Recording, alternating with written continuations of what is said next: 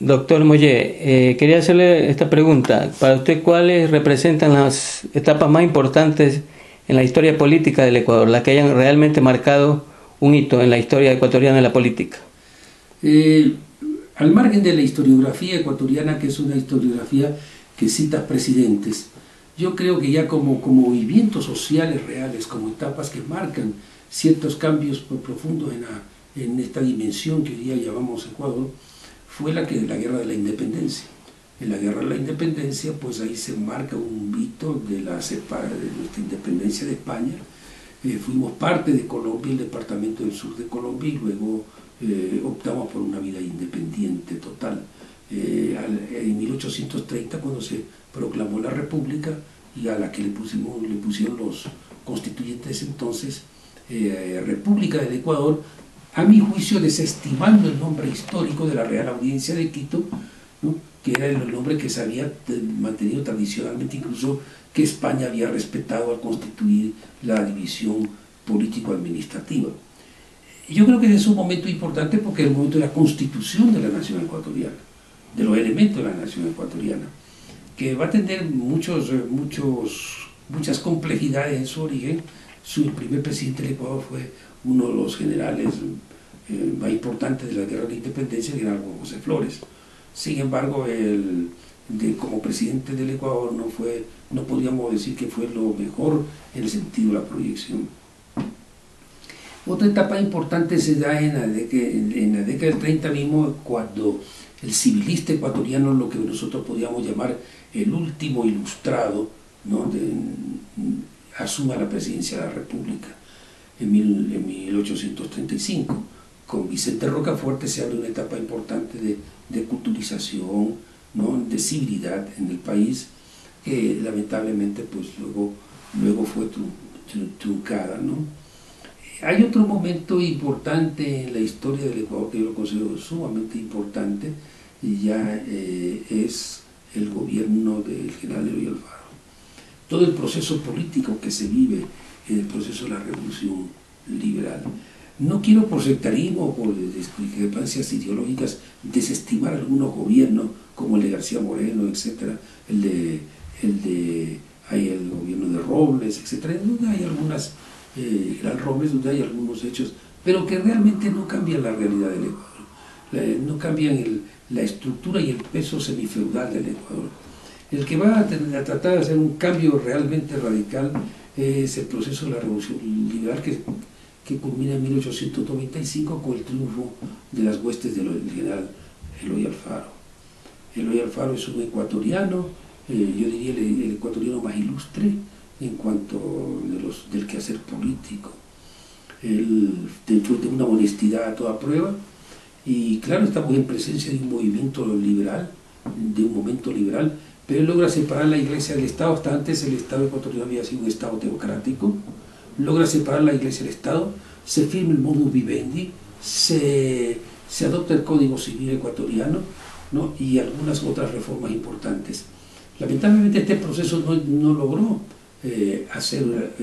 cambiar las relaciones del campo.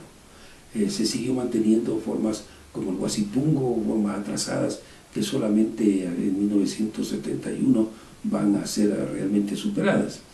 Entonces este es uno de los momentos más importantes de la historia del Ecuador, el proceso de la Revolución Liberal. Luego tenemos otro momento importante, que es un momento trágico para el Ecuador, pero es importante en la memoria histórica, en la conciencia nacional, que es el conflicto con el Perú de 1941-42, la invasión del Perú al Ecuador. Claro. Y lamentablemente la incapacidad de resistir de las élites de generar una verdadera resistencia al Ecuador, lo que termina con un tratado impuesto en Río de Janeiro, que cercenó la mitad del territorio ecuatoriano. Digo justamente para que un país que le cercene la mitad del territorio es un hecho sumamente grave, traumático. Y esto generó, porque esto venía desde una crisis anterior, y esta crisis se acentuó, lo que produjo un movimiento civil-militar al que se ha denominado en el Ecuador la Revolución del 28 de mayo de 1944. Este es un momento también importante porque se crean las instituciones ecuatorianas muy importantes, y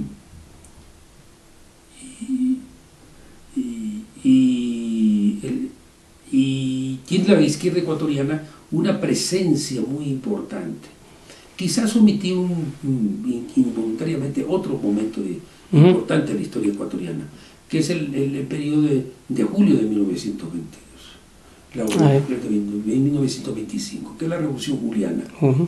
¿No? Esta revolución, después del asesinato de Alfaro, después de la crisis, viene la Primera Guerra Mundial, una gran crisis también amenaza el país, se produce un gran levantamiento en Guayaquil, sobre todo dirigido por los trabajadores, ¿no? Que son asesinados vilmente y botados al principal río que hay en el Ecuador. Y entonces, este es un momento en que se va a constituir la izquierda ecuatoriana ya como partidos. Nace el Partido Socialista, el Partido Comunista, ¿no? Y también el gobierno que surge de este proceso cívico-militar crea el Banco Central del Ecuador, crea los organismos de control del Ecuador, es decir, le da institucionalidad al Ecuador, puesto que hasta ese entonces quienes dirigían el Ecuador, quienes emitían moneda, quienes hacían todo, eran unos pocos bancos que existían en el país. Entonces, este es otro momento importante, y luego viene la revolución del 44 a la que me he referido, que es el otro momento importante. Yo creo que estos son los momentos más importantes del Ecuador. Doctor, y en los tiempos modernos, por ejemplo, ¿qué es rescatable? ¿Qué opina del periodo de Jaime Roldós Aguilera? ¿Qué pasó ahí para usted? Bueno, ¿o qué le faltó? Yo diría, pues, estoy hablando de la década del 40, estos años del 40, del 50, son años de bregar duro de la izquierda ecuatoriana. La izquierda ecuatoriana logra constituir la Casa Ecuatoriana, se crean los municipios del Ecuador, también la ley de régimen municipal, ¿no? Por eso rescaté fundamentalmente la revolución del 28 de mayo del 44. Y esa constitución que se dio el 44 fue una de las constituciones más progresistas para aquella época, que lamentablemente no duró sino un año, porque luego el doctor Velasco Ibarra, que había sido impulsado y llevado a la presidencia de la República por los sectores de la izquierda ecuatoriana, básicamente, y también de otros sectores, porque fue una gran coalición nacional, dio un giro hacia la derecha y frenó aquellas posibilidades de una transformación más profunda, sobre todo de una transformación agraria. Entonces, durante todo este periodo lo que se dio fue una confrontación muy seria de lucha de clases en las ciudades y en el campo, que va a tener pues, la presencia, o va a empujar la presencia de dos dictaduras militares. Pero en este mismo proceso, el doctor Velasco Ibarra, en el año 1971, 1970 llega a la presidencia de la República en su quinta ocasión. En la quinta ocasión, y en esta vez, bueno, él da un paso muy importante porque se proclama jefe supremo y emite el decreto 1001, o decreto de abolición del trabajo precario, en forma eufemística de decir el final de las relaciones feudales en el país. Este es un momento particularmente, yo lo considero importante, no se lo resalta en el Ecuador, pero que es particularmente importante el hecho de que en 1971 la ley, el decreto 1001 dice quedan abolidos en el Ecuador todas las formas precarias de tenencia de la tierra, es decir, guasipungo, yanapero, arrimado, ¿no? Y de pago de la siembra en recibos, etcétera, que eran formas realmente atrasadas, formas semifeudales en el Ecuador.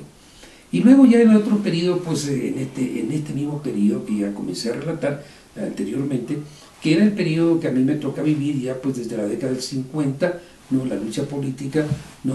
Donde se va estructurando mucho más la izquierda ecuatoriana, ¿no? Hasta adquirir pues este Frente Amplio de la Izquierda, y luego el triunfo de Roldós, que no podemos calificar más de transformaciones porque él murió al año siguiente, en un accidente que, como dije hasta ahora, está muy cuestionado, muchos consideran que fue un asesinato.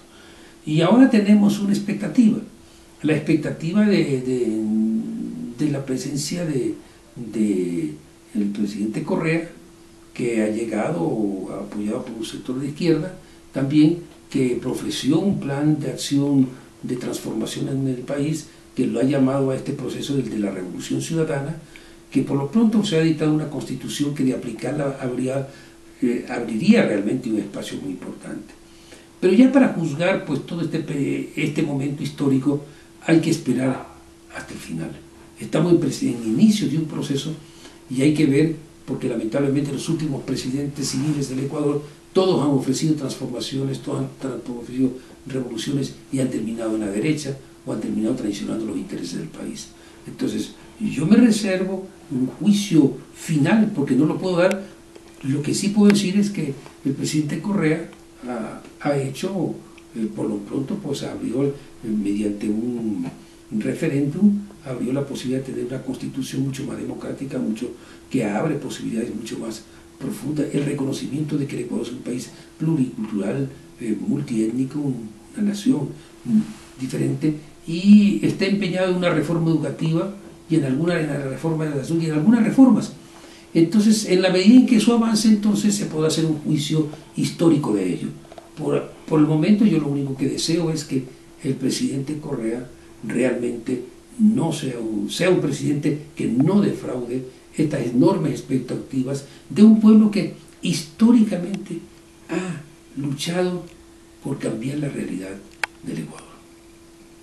Muy bien.